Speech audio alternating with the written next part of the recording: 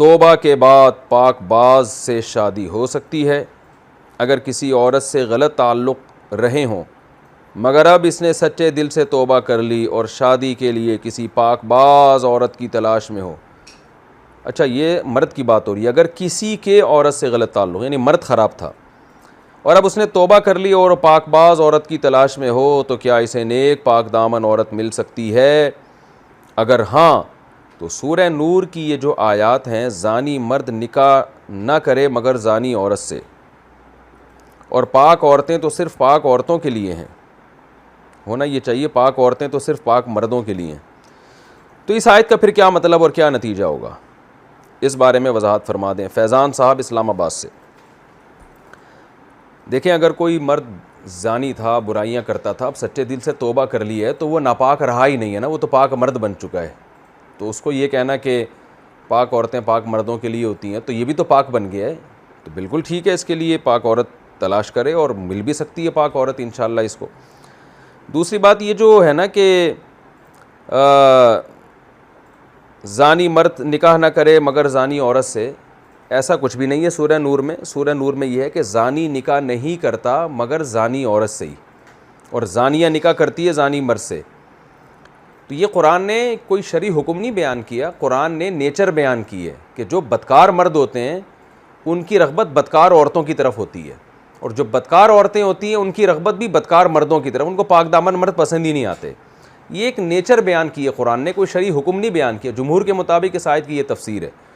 تو یہ عین ممکن ہے کہ ایک آدمی خود بد کردار ہو مگر اس کو جو نکاح کے لیے عورت ملی وہ بہت با کردار ہو، یہ دھوکے سے بھی ہو سکتا ہے، بہت دفعہ ہوا ہے، ہمارے سامنے ایسے واقعات آئے ہیں کہ عورت بہت نیک پرہیزگار تھی، مرد 2 نمبر آدمی تھا، بد کردار تھا، لیکن عورت کو پتہ نہیں تھا، لڑکی کے والدین کو پتہ نہیں تھا، دھوکے سے شادی ہو گئی، بعد میں پتہ چلے تو 2 نمبر بندہ ہے۔ اب اس میں عورتیں پریشان ہوتی ہیں کہ ہم تو نیک پاک دامن ہیں، ہمیں بد کردار آدمی کیسے مل گیا؟ تو بھائی دھوکے سے دنیا میں سب کچھ ہو سکتا ہے۔ اسی طرح یہ بھی ممکن ہے کہ ایک آدمی بہت زیادہ نیک ہو، وہ اس نے کسی نیک عورت کی طرف پیغام بھیجا، حالانکہ وہ حقیقت میں نیک نہیں تھی، یہ آدمی یہ سمجھ رہا تھا کہ یہ نیک خاتون ہے، لیکن دھوکے سے شادی ہوئی، بعد میں پتہ چلا یہ تو زانی ہے، بد کردار ہے۔ تو یہ پاسبل ہے کہ نیک آدمی کا نکاح بد کردار سے ہو جائے اور نیک عورت کا نکاح بد کردار مرد سے ہو جائے، یہ دنیا اسی چیز کا نام ہے، دھوکے بازی یہاں ہوتی ہے۔ تو یہ کوئی ضروری نہیں ہے جو لوگوں نے فرض کر لیا کہ میں نیک ہوں تو مجھے نیک ہی عورت ملے گی، اور عورت اگر خدا نخواستہ بری ہے تو اسے بندہ بھی برا ہی ملے گا، ایسا نہیں ہوتا، دنیا میں سب کچھ ہوتا ہے۔ اسی وجہ سے ہمیں گراؤنڈ ریئلٹی کو سامنے رکھ کر فیصلے کرنے کا حکم ہے کہ اگر آپ نیک ہیں تو آپ اپنے لیے نیک عورت تلاش کریں۔ تو نیک عورت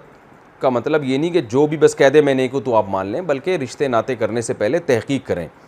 کیونکہ اس چکر میں لوگ تحقیق ہی نہیں کر رہے ہوتے۔ ایک آدمی کہتا ہے میں نے زنا کبھی نہیں کیا تو یہ ہو ہی نہیں سکتا کہ مجھے زانی عورت مل جائے، لہذا جو بھی مل جائے بس میں نکاح کر لوں گا، تحقیق کی ضرورت ہی نہیں ہے۔ تو یہ آیت کا غلط مطلب ہے۔ تو یہ جو آپ نے کہا کہ زانی مرد زانی عورت سے نکاح نہ کرے، ایسا نہیں ہے، بلکہ قرآن نے کہا زانیۃ الزانی لا ینکح الا زانیۃ،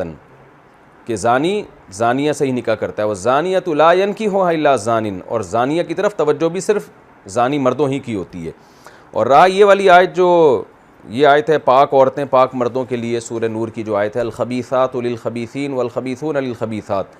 کہ ناپاک عورتیں ناپاک مردوں کے لیے، ناپاک مرد ناپاک عورتوں کے لیے، والطیبات للطیبین والطیبون للطیبات،